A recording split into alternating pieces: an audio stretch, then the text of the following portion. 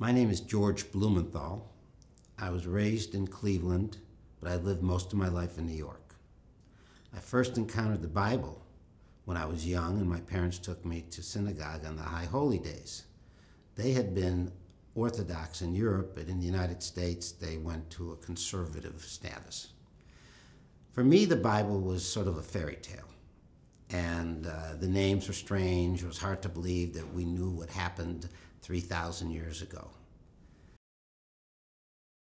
Well, I think I've learned a lot by reading Isaiah. Actually, I've never read the Bible in total, but I read Isaiah 100 times. And I did put it on the internet with the Israel Museum and Google. And what strikes me about Isaiah is the one that's, first of all, it's very documented by the Assyrians. It's very documented by other finds. And it's about righteousness and justice.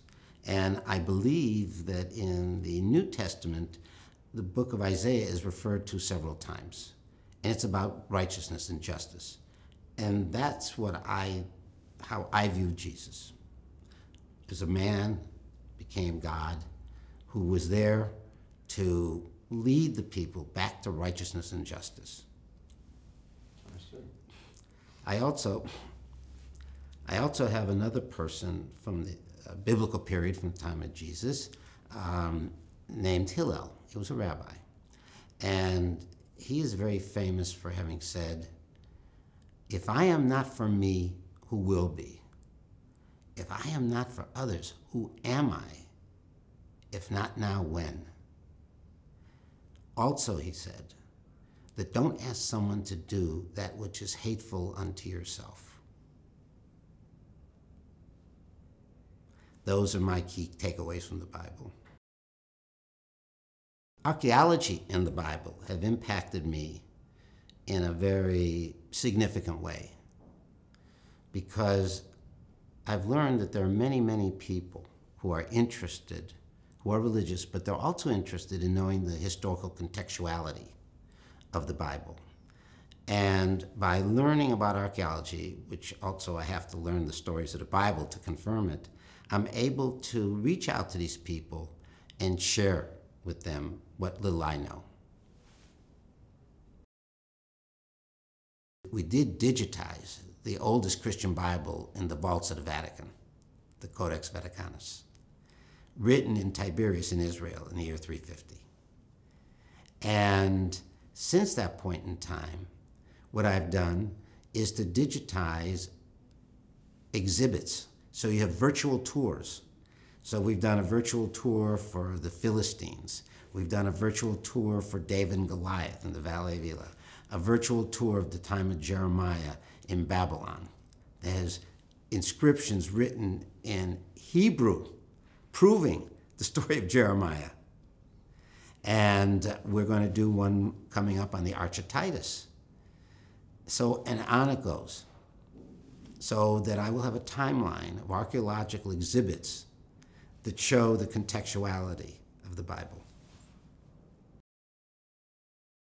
Well, a side benefit of digitizing and learning is that it actually keeps me fulfilled as I get older. It's hard to say that, but it's the truth. Because as you get older, and I'm 73, there's less things that you can do. But this is an area you can always learn, and learning is the best. In 1996, I was in Jerusalem, shortly after I had learned about the discovery of the stele that had David's name in it. And there was an antiquities shop across the street from the hotel. And in the window, it had an oil lamp, Middle Bronze Age, oil lamp, Late Bronze Age, oil lamp, Iron Age 1. I had no idea what these periods were.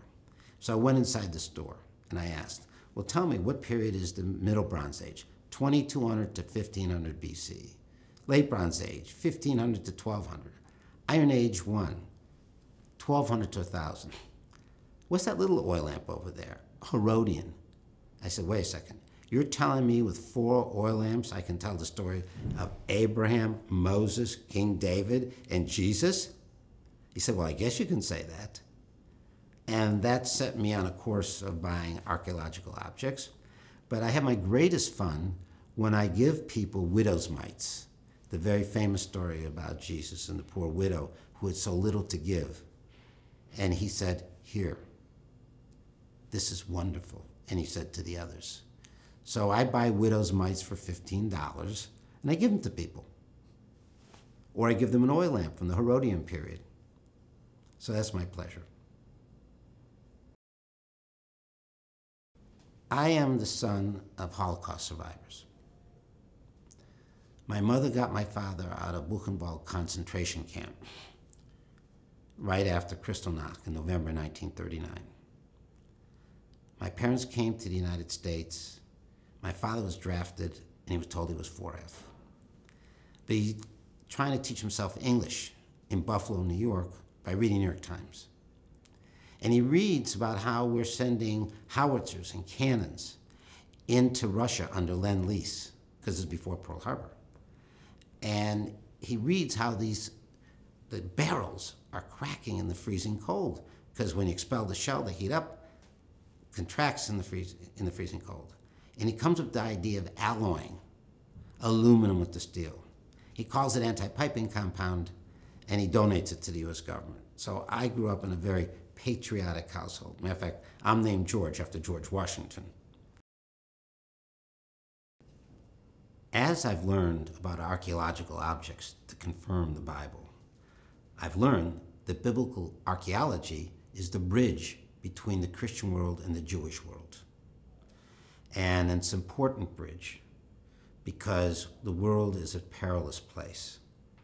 And certainly the threats of Hezbollah, Hamas, and Iran against the state of Israel is really a threat to the birthplace of the Bible and all the churches and mosaics there of those churches, and the Church of the Holy Sepulchre and the Temple Mount and the stela of King David. These are all at risk and all at peril. And I believe that through our mutual understanding of we both believe in righteousness and justice, and it happened and occurred in that land, that we can become closer together.